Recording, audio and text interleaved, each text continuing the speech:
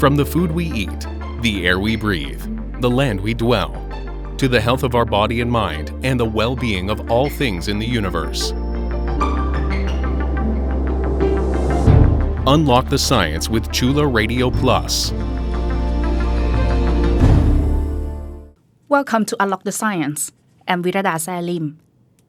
Every adult was once a child. Were you a child who grew up with love and care, having all your needs met? Or were you a child raised by parents or caregivers who neglected your needs and physically, verbally, or sexually abused you and made you feel like no one in your family loved you? If you were a child in the latter circumstance and had experienced those moments intensively or chronically throughout your childhood, it is likely that you have adverse childhood experiences, or ACEs, which share a similar definition with another term many of us might be more familiar with, childhood trauma. According to the Centers for Disease Control and Prevention, or CDC, the National Public Health Agency of the United States government, adverse childhood experiences, or ACEs, are potentially traumatic events that occurred in childhood before turning 18 years old. It can be the experience of violence, abuse, or neglect, witnessing violence in the home or community, or having a family member attempt or die by suicide. The child's environment that undermines their sense of safety, stability, and bonding is also one of the risk factors of ACEs. It can be growing up in a household with problems of substance use or mental health, or experiencing instability due to parental separation or household members being in prison. According to a survey across 23 states in the United States published in 2018 by the CDC, 3 in 5 of American adults reported that they had experienced one ACE during childhood, while nearly 1/4 reported that they had experienced 3 or more. Preventing ACEs is a priority for the CDC, as these experiences can have negative lasting effects on health, well-being, and opportunity of children as they enter their adult life. Exposures to traumatic experiences can disrupt healthy brain development, affect social skill development, compromise immune systems, and can lead to substance abuse and other unhealthy coping behaviors.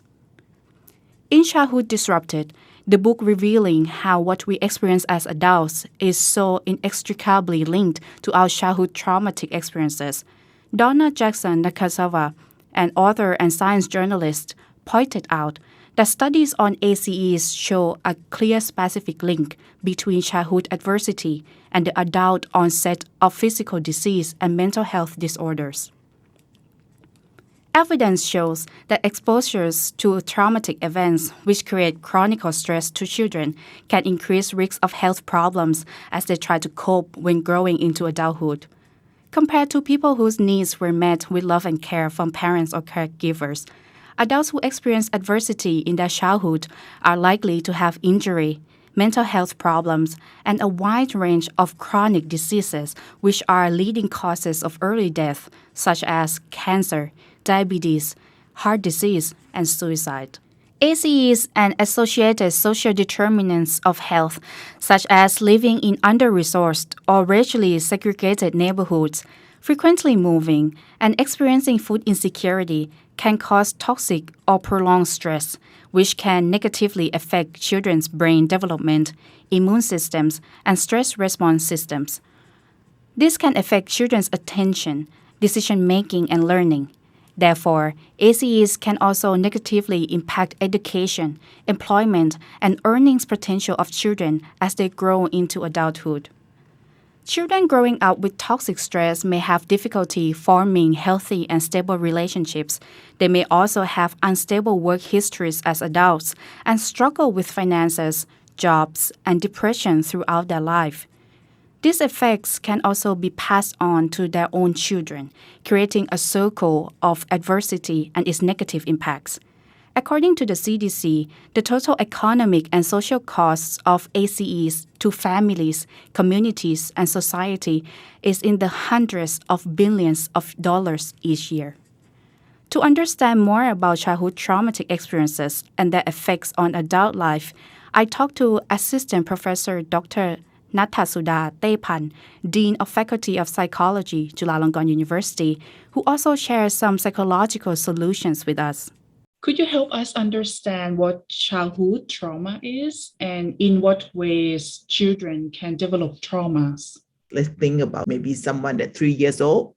I have my kids, he's 3 years old right now. So he wants someone to hug him, to taking care of him, to make sure that it's safe around here. But if you think about someone who got abused, like physical abuse by the caregiver and doesn't care about his or her feelings, just like you keep crying, you scared, but no one hold you. And like in the same house, you have someone who might just like very aggressive, very violent. We can see it in the news here in Thailand, right? That's a real traumatic experience. Trauma can be like, first thing can be something that we call abuse. It can be physical abuse, emotional abuse, and sexual abuse. Abuse, it means someone do something to you, right? But second type is neglect, like you're supposed to have someone taking care of you, but you don't have. You just keep crying, no one feeding you, no one changing your diaper. Not only physical neglect, but also emotional neglect. Like you're supposed to know that you be loved by your parent, but you never feel that feeling. So that's also traumatic experience. And the last one that can be counted as trauma is like the household that your parent might have like mental illness. Someone might treat you like your parents. I use the word parent because it can be both mom and dad or some like caregiver treat you violently. Someone who might like have substance abuse. So that can be counted as trauma. So when we talk about trauma like this, it expand like the definition of trauma on your mind. So it's about human interaction. There is this concept of adverse childhood experiences or ACEs and the implications that they can have on adults, like how childhood trauma that you mentioned can affect our brains and also therefore our behaviors, even also the physical and mental health. Could you help us understand more about this concept? When you use the word adverse childhood experience, actually is a study that happened in the US that study the effect of the traumatic experience that happened during the childhood year. But the important question that you asked me, like, it happened when you were young. Does it gonna stay still when you grow up to be adult, like 30 years old, 40 years old, 20 years old? If you think about like when we define trauma, when you talk about trauma with the psychologist, you know, trauma is like a scar. When it happened, it's gonna be scar, but it's in yourself, it's inside.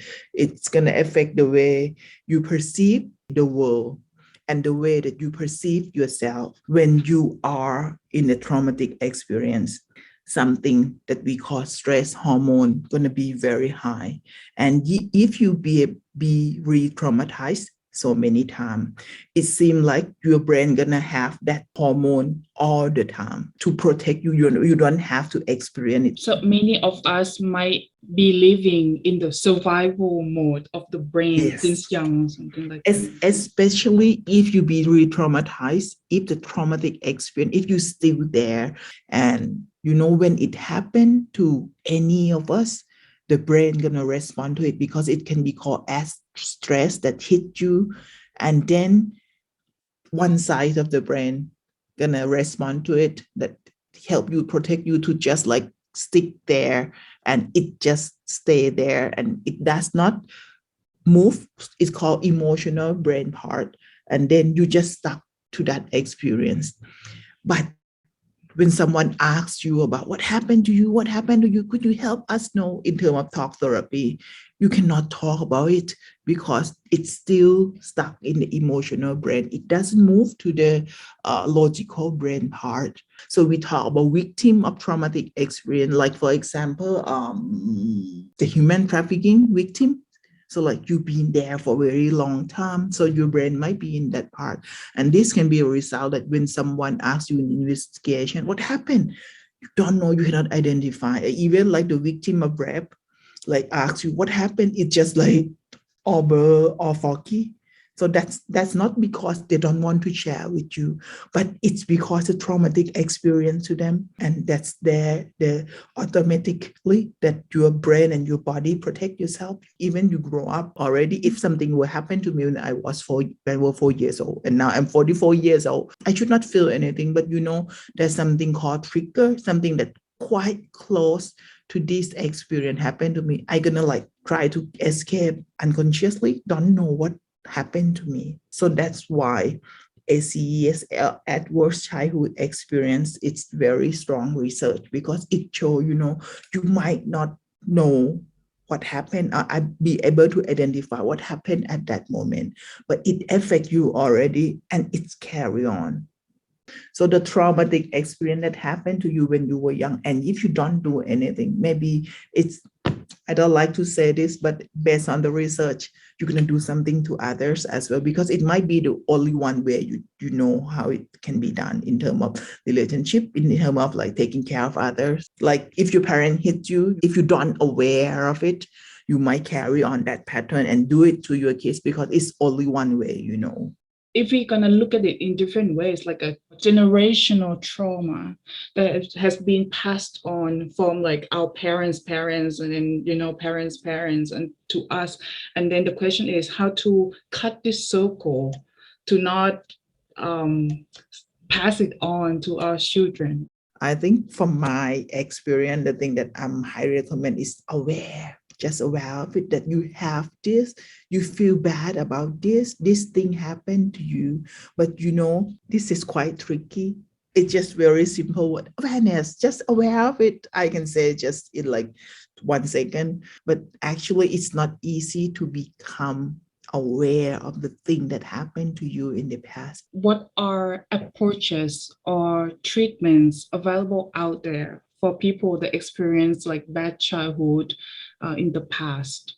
There's a lots of approaches, but the one that's been very famous is called CBT, cognitive behavior therapy. And when you talk about traumatic experience, CBT being used a lot because it changed the way you perceive the world. CBT will change maladaptive thought pattern, so you will be able to see the world different ways, and that the one can be count. And when you talk about traumatic experience, especially with the children, play therapy or expressive therapy also been very famous. If you listen to me and you think, I want to change, this thing happened to me, I might have traumatic experience in the past.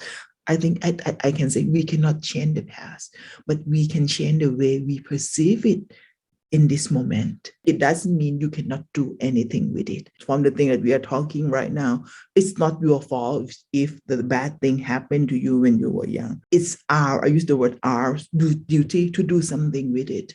We can work on it. We can change the way you perceive yourself. We can change the way you perceive others. We can let you experience the traumatic that and just letting that go. And it's going to change the way you live your life. That is the conversation I have with Assistant Professor Dr. Nattasuda Taephant, Dean of Faculty of Psychology, Chulalongkorn University. We will take a short break now. You are listening to Unlock the Science on Chula Radio Plus. Adverse childhood experiences can also have huge and long-term impacts on future violence victimization and perpetration. According to the National Child Traumatic Stress Network, a network of frontline providers, family members, researchers, and national partners created by Congress of the United States in 2000, traumatic experiences can set in motion a cascade of changes in children's lives that can be challenging and difficult. This is because traumatic experiences leave a legacy of reminders that may persist for years, making it hard for individuals to change how they react to the situations or how they perceive themselves and other people. These reminders or triggers are linked to aspects of the traumatic experience, its circumstances, and its aftermath. Children or adults with ACEs may be reminded by persons, places, things, situations, anniversaries, or by feelings such as renewed fear or sadness. Physical reactions like increased heart rate or bodily sensations can also serve as reminders as well.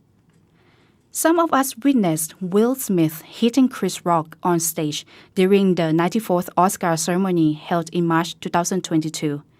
This incident happened after Rock made a joke about the hair of Smith's wife, who had openly shared her struggle with hair loss due to alopecia, an autoimmune disorder. The assault resulted in Will Smith being banned from the Oscars and other Academy events for 10 years. While discussions at the time were about people approving or disapproving of Smith's violent reaction, Dr. Melissa Hankins, an American psychiatrist, pointed out that what Smith did was a trauma response. A trauma response can take many forms, which include verbal or physical violence.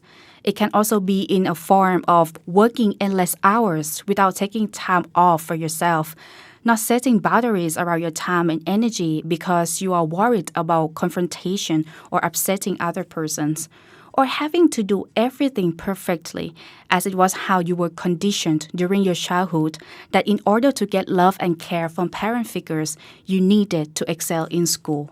In her article published on kevinmd.com, a platform that shares insights for medical practitioners, Dr. Hankins explained that when a person has experienced trauma from their childhood, his brain and body store that traumatic memory in ways that aspects of that memory can be reactivated by present-day interactions and situations.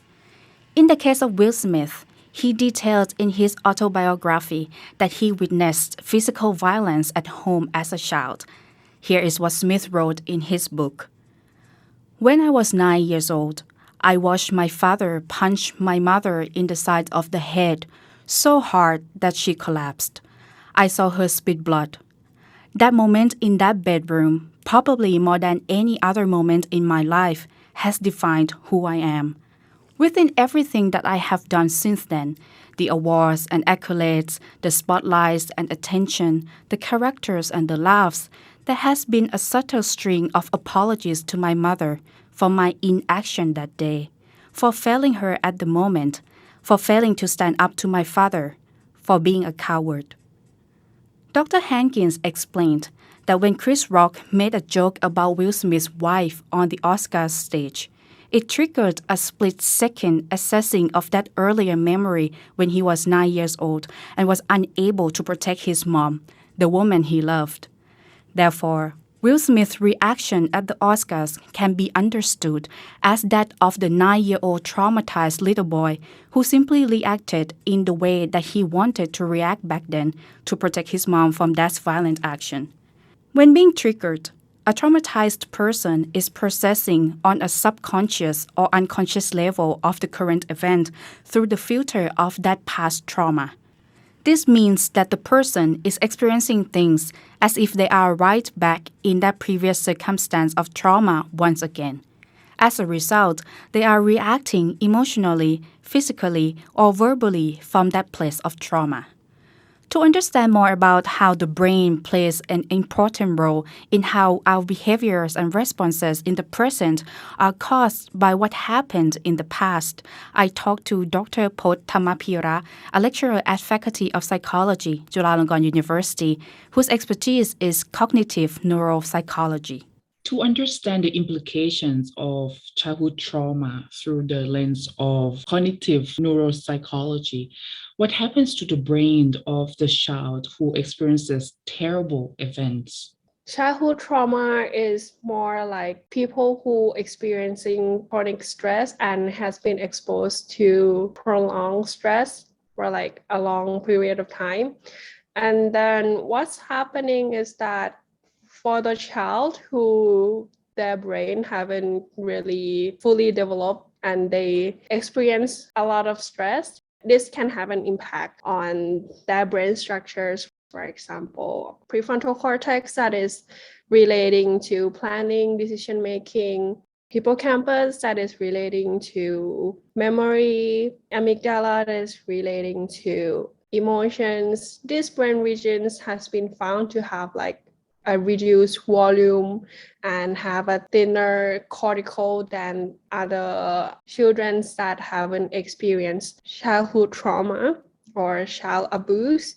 The child who experiencing childhood trauma throughout their childhood, when comparing to the normal child, they tend to have like a lower working memory capacity. They have a problem with response inhibition and also emotional processing, and it's also affecting their executive functions. Executive function is the things that really important to the child because it's involved all the cognitive functions that a person might need. For example, like abilities to planning things, making a decision about something, paying attention to things that they need to attend to at a time. There are always things, alternative things that might happen to them. They always thought of the worst before the positive side. Most of the time, they assume the worst, so that makes them protect themselves. It's just like a normal functions that we usually do. We protect ourselves, and that sometimes might makes them have a certain response that is not really nice to other people. And is that the way that the brain remembers things in the past and then create that mechanism, like a protective mechanism for that child to respond to every situation that might remind them of bad things that happened before, right? The way we think, the way we act, most of the time is come from our experience. We remember that if this thing happens, then what will be happen next? If things that is gonna happen is the things that we don't really like, we'll try our best to protect ourselves from that thing that we don't like. That's how we remember to act. It's just like an automatic response. We act it right away, and that act is come from our experience that we have, and it's come from our instinct. Could you maybe elaborate more, like what part of the brain that like makes that kind of traumatic responses happen? That should be the prefrontal cortex, that is relating to how we plan, we make a decisions. And of course, it would be relating to our hippocampus, that is relating to our memory. And another part of the brain that is relating to this should be the amygdala, that is relating to our emotion, especially fear. So when we are confronting something that we are afraid of, this will be activated with the hippocampus, and our prefrontal cortex is also activated in order for us to execute that actions, that response towards the things that we are afraid of. I was just thinking that when we were young and then we experienced trauma, like bad events, right? And then going on into adulthood, things actually change, environments actually change, but the brain still remember the same thing, and it makes us respond the same way. Like you say, that it can be looked by other people that we like overreacting or something like that. Yeah, I think it's because the trauma that someone might experience in their childhood might be too much for them, and it's just like stick in there. It won't go anyway. You know, our memory, like everyday memory, it comes and go. We remember and then we forget. For example, like if I was to ask you, what did you eat yesterday? You might already forget about it, because it's the things that is not really significant to your life. But then because this childhood trauma or abuse that one might experience, it's something that is really bad to them, and especially when they're just like a kid, it's really, really hard for them. And it's just like a significant memory and experience that they have. So it's it's really difficult for them to just like ignore it, not think about it. So that's why our brain remembers because our brain do not want us to feel that way again and try to prevent ourselves from being at that position in order to survive. And once something is triggered, it happens, it's come back again. So that's why it's called traumatic. It's not something like it comes and go. It's in there. For many of us in our adulthood who have realized that who we are and how we think and respond to situations, and even our health conditions, partly are constructed and caused by traumatic events that happened in our childhood. There are different approaches available out there to help us, like what Dr. Nattasuda said, that these days there are more research being studied about effects of childhood traumatic experiences on our adulthood life. For many of us who have become parents or want to be and are afraid that our children would experience adverse events, the good news is ACEs are preventable. Fortunately, even when children experience a traumatic event, they don't always develop traumatic stress. Many factors contribute to symptoms. Also, protective factors at the child, family, and community levels can reduce the adverse impact of trauma. Creating and sustaining safe, stable, nurturing relationships and environments for all children and families can prevent ACEs and help all children reach their full potential.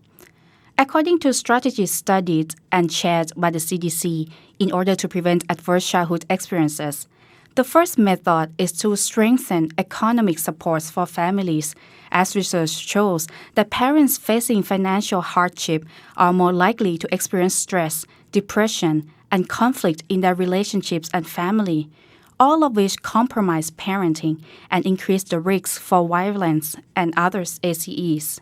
Meanwhile, it is also important to change social norms that accept or allow indifference to violence and adversity. Last but not least, when ACEs happen to children, it is crucial to intervene and lessen immediate and long-term harms.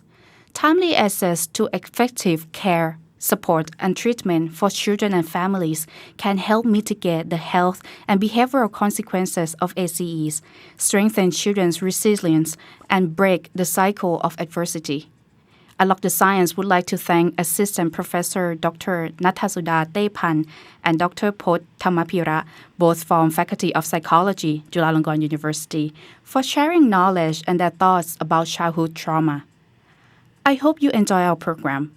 You can listen to Unlock the Science on Chula Radio Plus at FM 101.5 every Saturday from 1 p.m. to 1:30 p.m. You can also listen and follow us on our website, curadio.chula.ac.th, and our Facebook page. Our show is also accessible as podcasts, including on Apple and Spotify. See you again next Saturday. Have a nice day.